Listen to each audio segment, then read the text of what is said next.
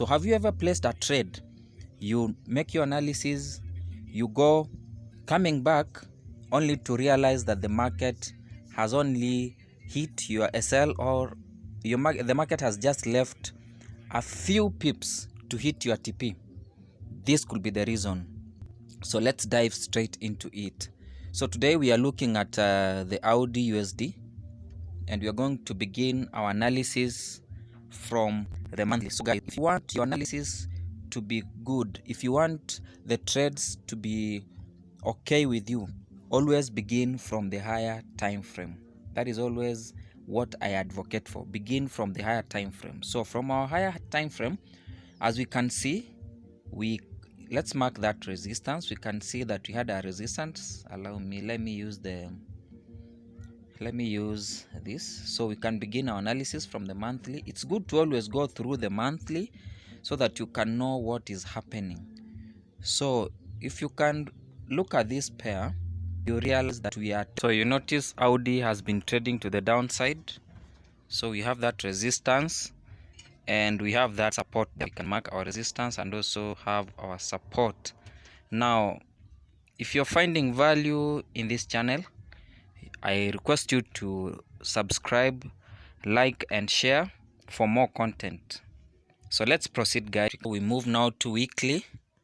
You realize also this is a strong resistance. You can see how the market has been moving. You can realize there's that resistance very strong in the weekly. It's very evident from the weekly. So once we broke below that, we went again back to the that resistance. So from the monthly, we can also mark the support. Let's mark the support from the monthly. So this is the area where the market has been pushing to the upside. So you can move to weekly. So you can look at those zones. So from the weekly, we can realize that Audi has been ranging because it has been hitting the supply and going back to the demand zone. Supply and mark, you can see. Let me show you that. So you can see we've been moving to the supply and then coming back again to the demand, like that all through. So from the weekly, we can say we are in a range. In a weekly, we are in a range. So you can see how the market has been behaving from the weekly. Then let's move to the 4-hour. You realize also that the monthly supply has also been the weekly supply, so we'll not need to mark any. So let's move to the daily. So from the daily, you can notice that the market has also been in a range. So when we broke to those high, so there was that push to the upside. We went to the supply zone, came back to the demand, went back to the supply, and so now we are almost at that supply zone. And now you can see the market from the daily. The market has been falling, or rather moving down, and we are at this zone. You can look, we are at this zone here that looked like some support initially. So it was like a resistance turn support. So the market broke, went back to the supply zone, and now we are at that zone. So can we enter right now?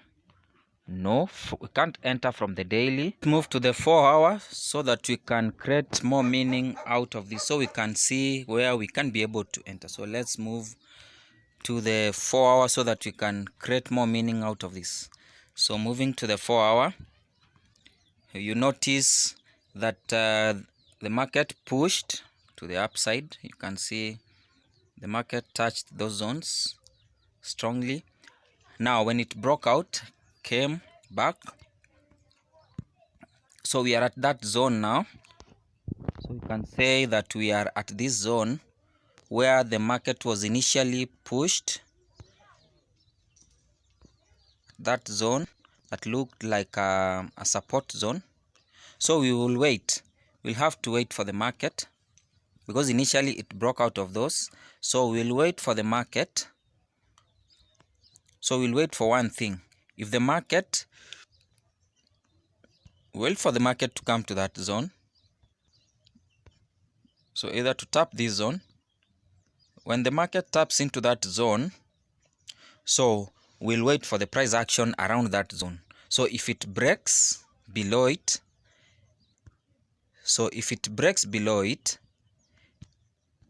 we will wait for a retest, then we continue maybe selling to the next zone, which was our daily demand, or rather, yeah, daily demand.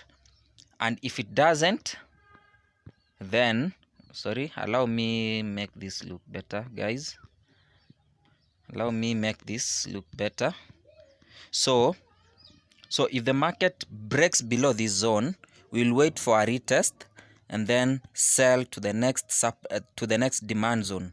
But if it doesn't do that, then we'll have to wait for the market to see the price action around that zone. So if it doesn't, then we might need to wait for the wait for the price action around this demand zone here. Sorry, allow me, this thing is misbehaving. So we'll wait for the market to see the price action around this zone. If it doesn't break, and we wait for the price action around this zone. So if we don't break below this zone, then we will wait for the candle formation around this zone. So that is maybe a bullish engulf, and then we can buy all the way to the next supply zone before the market can drop. But there is a likelihood that the market will break through this zone and then move to the next demand zone. So that is my analysis, guys. If you have any question, you can reach out to me and let's engage. You can also, if you want private mentorship, I've left my details or contacts. You can contact me for private mentorship, or even if you want some signals for the VIP, so you can always reach out to me for those signals. Otherwise, peace and out.